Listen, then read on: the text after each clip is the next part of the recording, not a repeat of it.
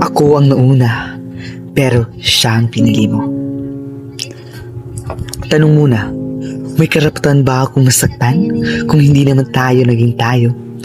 Kung ako lang ang umibig at ikaw may iba nang pinili.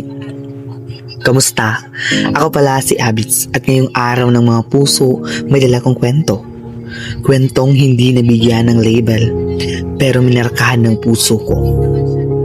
Noon, crush na crush kita. Tipong ngiti mo lang, buong araw ko nang dala.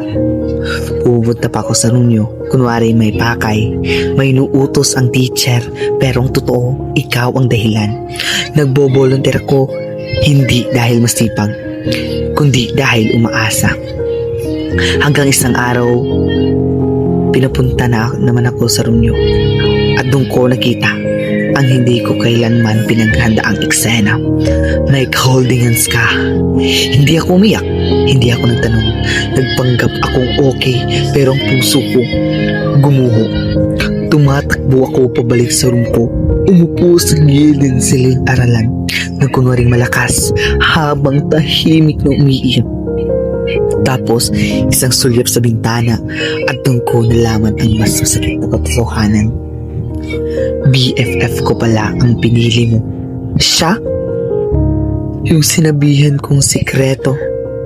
Yung nagsabi sa akin wala naman siyang boyfriend. Pero meron pala. At siya yun. Aray. Hindi lang puso ang nasaktan. Pati tiwala.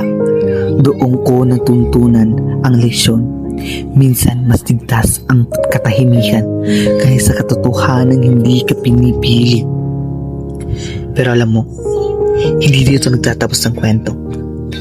Kasi kahit masakit, hindi ako nagsisisi na minahal kita. Dahil doon ko natutunan hindi mali ang magmahal.